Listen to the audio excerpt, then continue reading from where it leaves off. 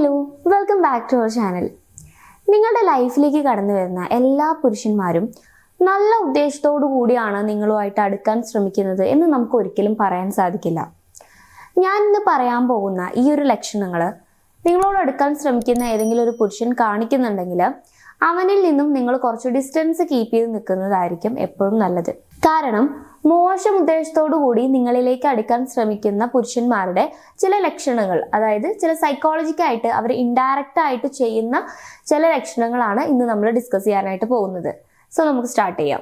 ഇതിൽ ഒന്നാമത്തെ കാര്യം, വളരെ വേഗത്തിൽ വിശ്വാസം നേടിയെടുക്കാൻ ശ്രമിക്കുക എന്നുള്ളതാണ്. അതായത് ഒരു വ്യക്തി നിങ്ങളുടെ ലൈഫിലേക്ക് വരികയാണ്, പുരുഷനാവാം സ്ത്രീ ആവാം ആര് വേണമെങ്കിലും ആവാം. അപ്പൊ അവര് നിങ്ങളോട് ഒരു 1-2 ദിവസമായിട്ടുള്ളൂ നിങ്ങൾ പരിചയപ്പെട്ടിട്ടെന്ന് വിചാരിക്കാം. അപ്പം തന്നെ അവർ നിങ്ങളോട് പറയാണ്, നീ എനിക്ക് ജീവിതത്തിൽ വളരെയധികം ഇമ്പോർട്ടൻ്റ് ആയിട്ടുള്ള ഒരു ആളാണ്, എൻ്റെ അമ്മയേക്കാൾ കൂടുതൽ അല്ലെങ്കിൽ എൻ്റെ അച്ഛനേക്കാൾ കൂടുതൽ ഞാൻ സ്നേഹിക്കുന്നത് നിന്നെയാണ്, നീ എൻ്റെ ലൈഫിൻ്റെ ഒരു പാർട്ടാണ്. ഈ രീതിയിലൊക്കെ നിങ്ങളോട് സംസാരിക്കുന്നുണ്ടെങ്കിൽ ഉറപ്പായിട്ടും നിങ്ങൾ മനസ്സിലാക്കേണ്ട ഒരു കാര്യം, പറയുന്നത് പച്ചക്കള്ളാണെന്നുള്ളതാണ്. കാരണം ശരിക്കും ഒരു ബന്ധം 1-2 ദിവസം കൊണ്ട് വളർത്തിയെടുക്കാൻ പറ്റുന്നതല്ല. ഒരു റിലേഷൻ, ഒരു ഡെപ്ത് ഉള്ള ഒരു റിലേഷൻഷിപ്പിലേക്ക് മാറുന്നത് ഗ്രാജുവലി ആണ്. സോ അതിന് എടുക്കുന്ന കുറച്ച് ടൈം ഉണ്ട്.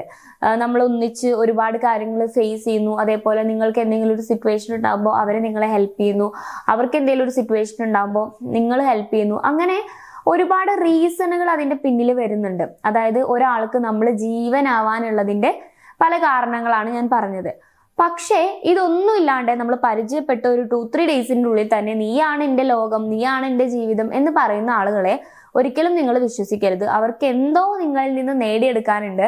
അതിന് വേണ്ടിയിട്ടില്ല, കുറച്ച് ഫേക്ക് ആയിട്ടുള്ള വാക്കുകളാണ് ഇത് എന്ന് വേണം നിങ്ങൾ മനസ്സിലാക്കാൻ. ഇനി രണ്ടാമത്തെ കാര്യം, ഇവരൊരിക്കലും നമ്മളുടെ ബൗണ്ടറീസിനെ റെസ്പെക്ട് ചെയ്യുകയോ അല്ലെങ്കിൽ ആ ഒരു ബൗണ്ടറി കീപ്പ് ചെയ്യുകയോ ചെയ്യില്ല.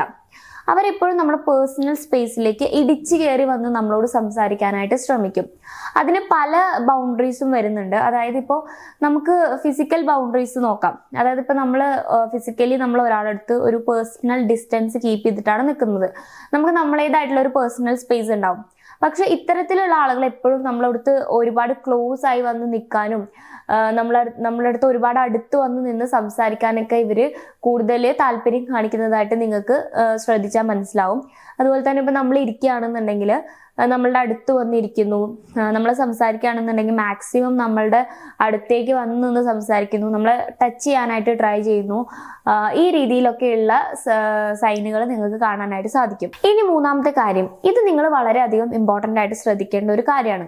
ഇപ്പോൾ ഒരു റിലേഷൻഷിപ്പ് എന്നുള്ള രീതിയിലല്ല, നോർമലി ഫ്രണ്ട്സ് എന്നുള്ള രീതിയിൽ നമ്മളിലേക്ക് അടുത്ത് വരുന്ന പുരുഷന്മാരും ഉണ്ട്. അപ്പോൾ ഇത്തരത്തിലുള്ള ആളുകളെ നമ്മൾ എങ്ങനെയാണ് ഒബ്സർവ് ചെയ്യേണ്ടതെന്ന് വെച്ച് കഴിഞ്ഞാൽ, ഇവര് മെയിൻ ആയിട്ട് ചെയ്യുന്ന ഒരു കാര്യം എന്ന് വെച്ച് കഴിഞ്ഞാൽ, മേ ബി നമ്മൾ കമ്മിറ്റഡ് ആയിട്ടുള്ള അല്ലെങ്കിൽ മാരീഡ് ആയിട്ടുള്ള ആളുകളായിരിക്കും. അപ്പോൾ ഇത്തരത്തിലൊരു മോശം ഉദ്ദേശമാണ് അവരുടെ മൈൻഡിൽ ഇല്ലെന്നുണ്ടെങ്കിൽ അവരെപ്പോഴും നമ്മളുടെ ആ ഒരു റിലേഷൻഷിപ്പ് എങ്ങനെയെങ്കിലുമൊക്കെ ഒന്ന് ബ്രേക്ക് ചെയ്യാനായിട്ട് അല്ലെങ്കിൽ അവരുമായിട്ട് എന്തെങ്കിലും ഒരു പ്രശ്നം ക്രിയേറ്റ് ചെയ്യാൻ വേണ്ടിയിട്ട് ഇവർ ശ്രമിക്കുന്നതായിട്ട് നമുക്ക് ശ്രദ്ധിച്ചാൽ മനസ്സിലാവും.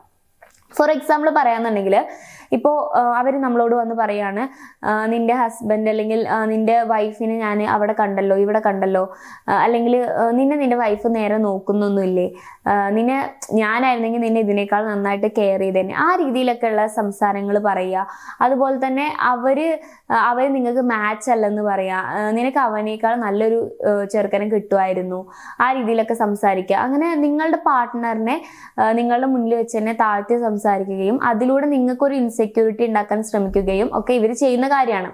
അതുപോലെ തന്നെ അവരും നിങ്ങളും തമ്മിൽ എന്തെങ്കിലും പ്രശ്നം ഉണ്ടെങ്കിൽ, ഇപ്പൊ നിങ്ങളൊരു ഫ്രണ്ട് എന്നുള്ള രീതിയിൽ അവരോട് ഷെയർ ചെയ്യുകയാണെന്നുണ്ടെങ്കിൽ ഇവർ ഉറപ്പായിട്ടും അത് യൂസ് ചെയ്തിട്ട് മാക്സിമം നിങ്ങളിലേക്ക് ഓരോന്ന് ഇങ്ങനെ വിഷം കുത്തിവെക്കാന്നൊക്കെ പറയില്ലേ, ആ രീതിയിലൊക്കെ ചെയ്തിട്ട് നിങ്ങളുടെ ആ ഒരു റിലേഷൻഷിപ്പിനെ തകർക്കാനായിട്ട് ഇവർ ശ്രമിക്കുന്നതായിട്ട് നിങ്ങൾക്ക് കാണാനായിട്ട് സാധിക്കും. പിന്നെ നാലാമത്തെ കാര്യം, അവരുടെ വാക്കുകളും പ്രവൃത്തികളും തമ്മിൽ വലിയ ബന്ധമൊന്നും ഉണ്ടായിരിക്കില്ല.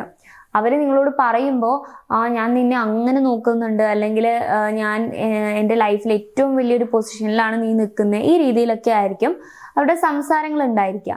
പക്ഷേ അവരുടെ പ്രവൃത്തികൾ നോക്കുമ്പോൾ ഇതുമായിട്ട് യാതൊരു ബന്ധവും ഉണ്ടായിരിക്കില്ല.